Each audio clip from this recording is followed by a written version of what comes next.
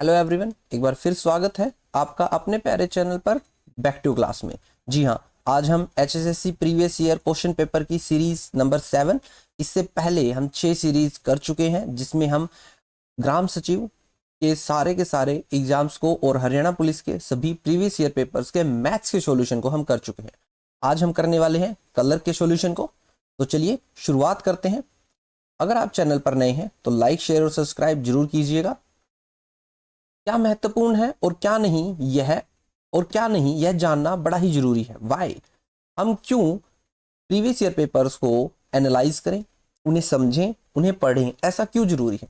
क्योंकि इससे हमें उसके पैटर्न को समझने के लिए, किस तरीके का जो लेवल होगा, जो हार्ड होगा, मॉडरेट होगा, उसके लेवल को उसका अनुमान लगाने के लिए, उसके जो पैटर्न है उससे परिचित होने के लिए और उस पूरे एग्जाम को समझने के लिए हमें प्रीवियस ईयर पेपर्स को समझना, करना और प्रैक्टिस करना बड़ा ही जरूरी है। तो चलिए शुरुआत करते हैं। आज हम करने वाले हैं कलर का प्रीवियस ईयर पेपर। तो चलिए, जो फर्स्ट क्वेश्चन है हमारा, मान निकालिए √6084 √6084 हमें ये दिया गया है। इसका हमें मान निकालना है कि ये किसका क्या होगा, इसका जो अंडरूट होगा वो क्या होगा। तो चलिए, इसके लिए हम प्राइम फैक्टराइजेशन की हेल्प लेंगे। अगर आप इसमें प्राइम फैक्टराइजेशन की हेल्प लेते हैं तो आपके लिए ये क्वेश्चन बड़ा ही इजी हो जाएगा।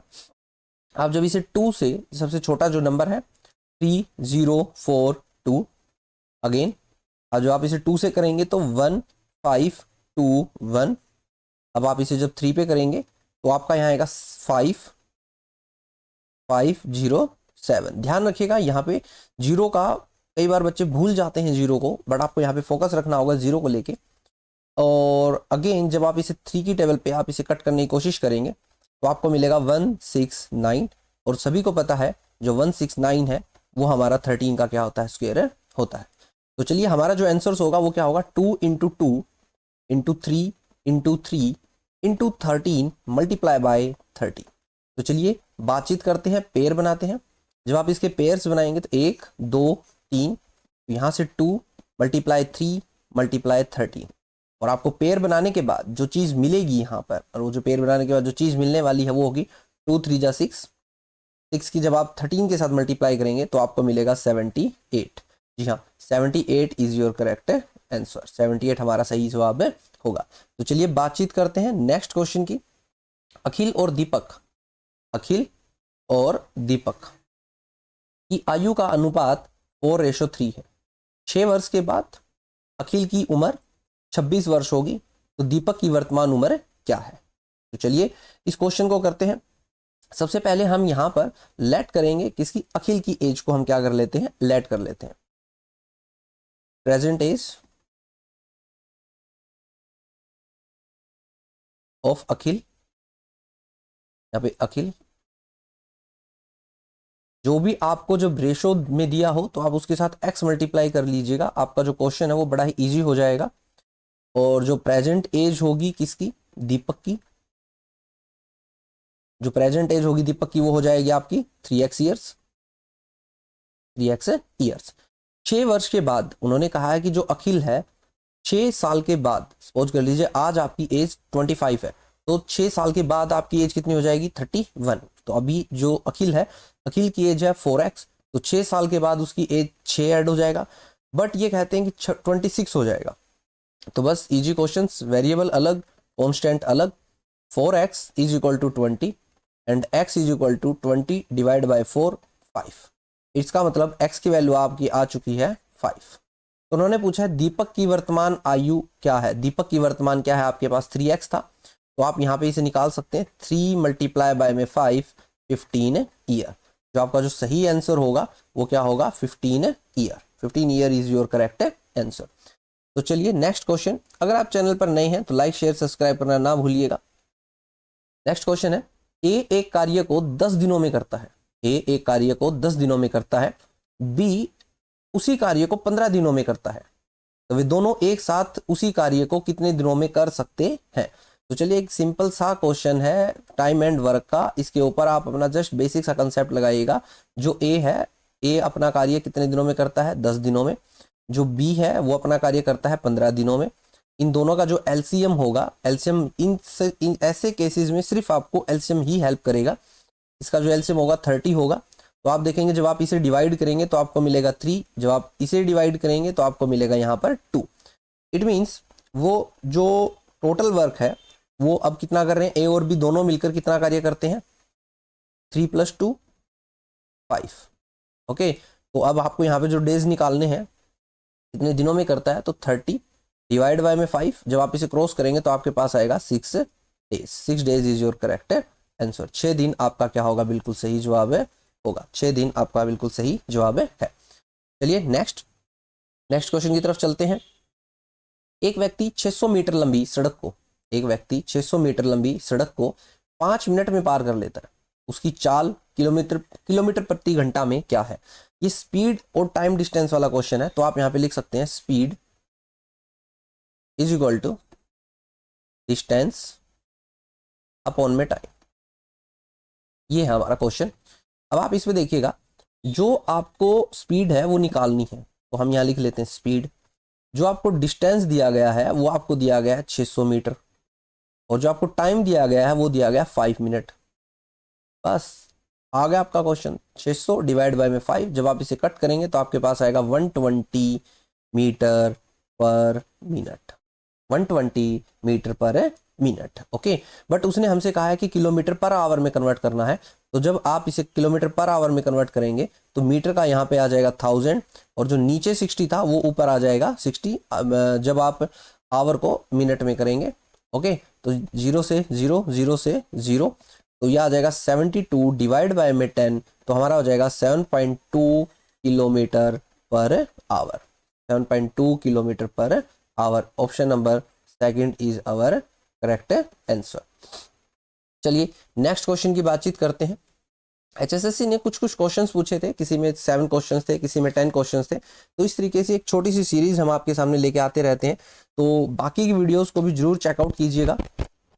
और आप किस नए पेपर का सॉल्यूशन चाहते हैं उसके लिए हमें कमेंट सेक्शन में जरूर बताइएगा। अब हमारा जो नेक्स्ट क्वेश्चन है, एक आदमी 5 रुपए में 1 दर्जन और से तथा उतनी ही संख्या 4 रुपए के 1 दर्जन के भाव से संतरे खरीदता है।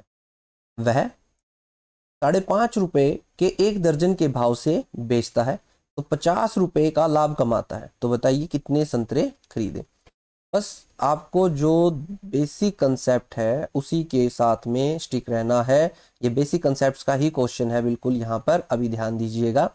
उसने 1 दर्जन संतरे, हम यहाँ पे लिखते हैं 1 दर्जन के उसने दिए 5 रुपए। ठीक है, फिर उसने दूसरा जो दर्जन खरीदा उसके लिए भी उसने कितने रुपए दिए, 4 रुपए।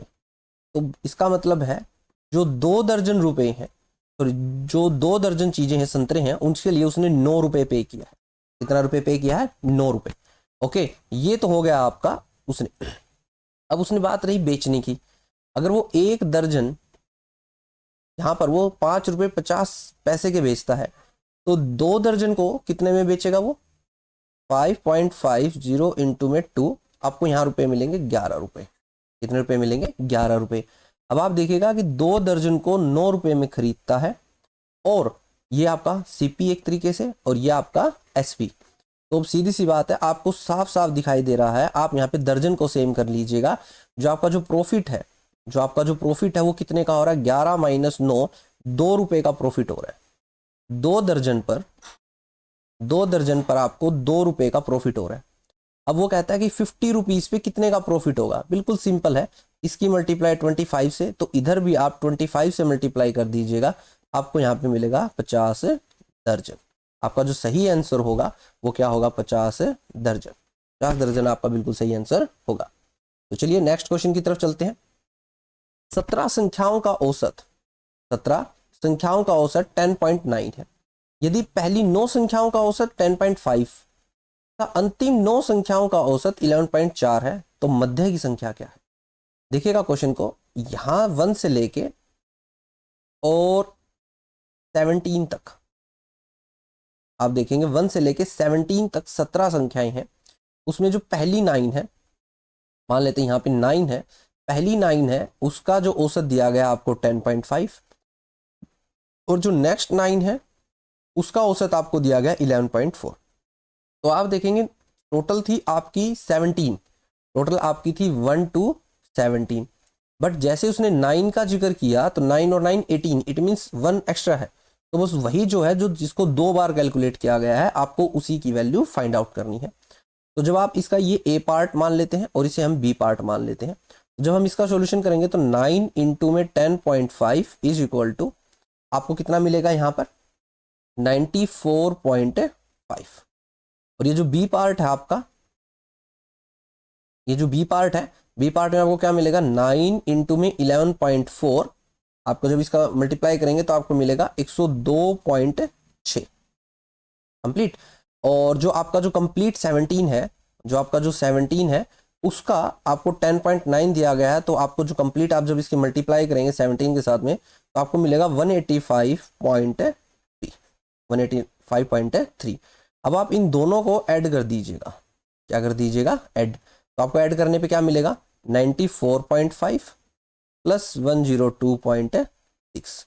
जब आप इन दोनों को ऐड करते हैं तो आपको मिलेगा 197.1। अब आप यहाँ पे 197.1 माइनस 185.3 जब आप इसे करेंगे तो आपको मिलेगा 11.8। वो जो नंबर है जो बार बार रिपीट हो रहा है वो है आपका 11.8, मतलब कि ऑप्शन नंबर फर्स्ट आपका सही जवाब है होगा। तो चलिए बात करते हैं नेक्स्ट क्वेश्चन की।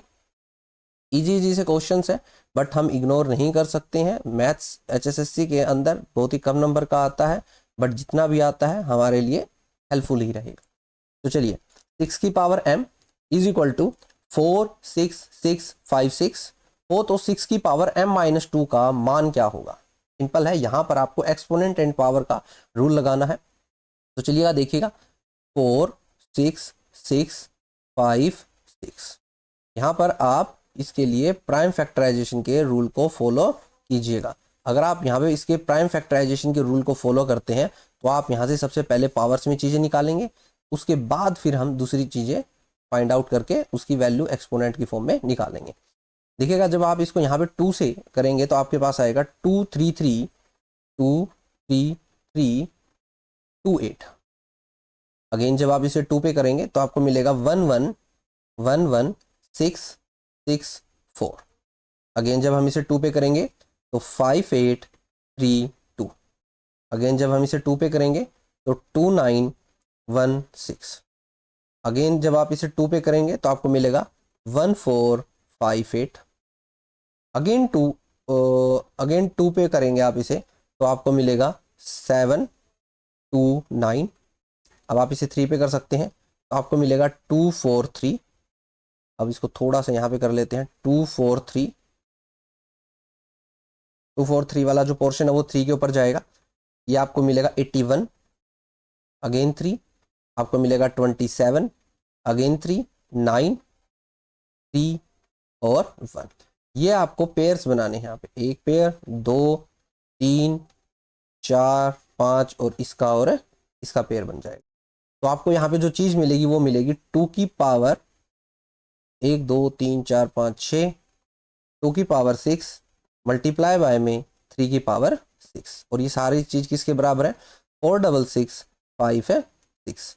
एक्सपोनेंट का जो रूल है उसके अकॉर्डिंग जब बेस जो पावर सेम होती है तो आप इसको लिख सकते हैं मल्टीप्लाई करके 2 3 जा 6 और यहाँ पे आएगा 6 4 6 6 5 है 6। यहाँ पर जो आपकी m की वैल्यू है वो आ चुकी है 6। m की वैल्यू कितनी आ चुकी है 6, आपने देखा। तो अब हम यहाँ से फाइंड आउट करेंगे 6 की पावर m-2, 6 की पावर 6 माइनस 2, 6 की पावर 4। 6 की पावर 4 हमारा करेक्ट आंसर होगा। और जब आप इसे सोल्व आउट करेंगे तो आपको मिलेगा 1296। ये तो टिप टॉप होना चाहिए 1296। Option number 3 is your correct answer. Pairs पे और इन चीज़ों पे बड़ा ध्यान रखिएगा। चलिए नेक्स्ट क्वेश्चन 10 की पावर 150 डिवाइड, यहाँ पर ये डिवाइड है, डिवाइड 10 की पावर 146। जब हम 8th क्लास में तो हमारे पास एक फॉर्मूला आता था a की पावर m a की power n is equal to a की पावर m-n। तो अब यहाँ पे देखिएगा आपको क्या दिया गया है, 10 की पावर 150 अपॉन 10 की पावर 146। तो आपके पास होगा 10 की पावर 150 माइनस 146। तो आपको जो चीज़ मिलेगी 10 की पावर 4, 10 की पावर 4। और जो आपका जो ऑप्शन नंबर होगा, option number 2 is your correct answer. चलिए लास्ट क्वेश्चन आज का, last but not the least. Next paper के लिए हमारे साथ बने रहिएगा, क्योंकि आपको यहाँ पे मैथ्स का एक अच्छा सॉल्यूशन प्रोवाइड करवाया जाएगा। तो चलिए, पाइप ए तथा पाइप बी, पाइप ए है हमारे पास और पाइप बी है। 5 घंटे और 6 घंटे में पानी भर सकते हैं। पाइप ए 5 घंटे लगाता है और जो पाइप बी है वो 6 घंटे लगाता है। पाइप सी 12 घंटे में खाली कर सकता है। याद रखिएगा, जब भी खाली की बातचीत आए तो उसके सामने नेगेटिव साइन का यूज कीजिएगा। ओके, तो अब आपसे जो चीज़ें पूछ रहा है उसकी बातचीत करते हैं। तो टंकी एक साथ अगर तीनों को ओपन कर दिया जाए तो टंकी भरने में कितना समय लगेगा। यहाँ पर हम पुट करेंगे एलसीएम। एलसीएम की जो वैल्यू है वो आएगी 60। यहाँ से आपको मिलेगा 12, 6 से जब आप ये होगा डिवाइड तो 10, यहाँ पे आपको मिलेगा 5 और ये 5 होगा नेगेटिव का। याद रखिएगा, क्योंकि वो 2 फिल करने वाले हैं और ये एक खाली करने वाला है। तो जो आपको अगर वो तीनों के लिए कह रहा है तो टोटल निकालेंगे आप a प्लस बी माइनस सी। तो आपके पास आएगा 12 प्लस 10 माइनस 5। तो ये आपका जो टोटल है वो हो जाएगा 12 प्लस 10 कितना होता है 22 माइनस 5, आपके पास बचेगा 17। इसका मतलब आपको जो टोटल डेज लगने वाले हैं, टोटल डेज आपके कितने होंगे, टोटल वर्क कितना था 60, तो डिवाइड बाय में आएगा आपका 17। जब आप इसे डिवाइड करेंगे तो आपको मिलेगा 39/17, 39/17। जी हाँ, आपको यहाँ पे ये सोल्व आउट करके देखना होगा, क्योंकि यहाँ पे ये 2 ऑप्शंस में दिया गया है। 39/17 इज योर करेक्ट आंसर। जी हाँ, ये था आपके लिए एक पेपर प्यारा सा। अगर आप चैनल पर नए हैं तो लाइक, शेयर और सब्सक्राइब जरूर कीजिएगा। Thanks for watching.